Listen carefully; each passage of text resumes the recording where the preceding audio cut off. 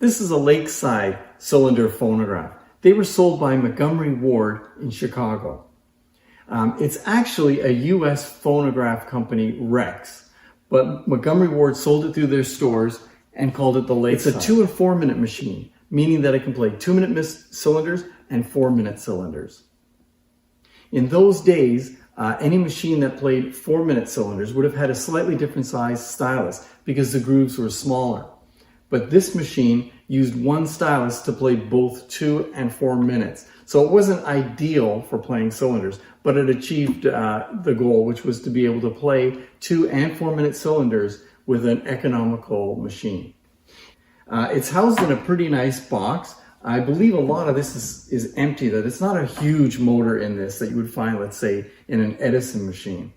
But I like the fact that it's got a back bracket, which in those days gave it a more modern look. Instead of the horn coming out front, as with a lot of phonographs that are cylinder phonographs, it has a horn similar to the kind of thing you'd see on a Victor machine, which was a disc machine. So it gave it an interesting look for a cylinder machine. If you look, when you move the reproducer, it's got a mechanism here that allows this tube to go in and out of this tube so that it could move across the cylinder. So you'll see that better when we come in for a close-up. So let's do that now. So you can see where the horn connects, and then this tube slides in and out to allow it to move. Come on. There we go. As the reproducer slides across. There we go. You can see how it works there. As I said, you don't often see a cylinder machine with a back-mounted horn. I like the look of it. It's very nice. It's a nice little cabinet. It's a good-looking little machine.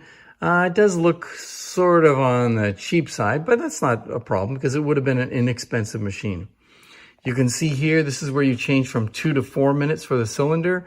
This is the on-off switch, and this is your speed control. The reproducer has a fairly big diaphragm, which means it could actually sound pretty good. And you can see the weight underneath it. So I'm going to see if we can get this thing to work. I haven't tried it in a while, but let's give it a try. Okay, I pulled out this little pin here that engages the 2 minute gear, and I'm going to flip the switch and start it. And I've noticed with this machine, I have to give it a little push to get it to go. There's the speed control, and let's play the cylinder.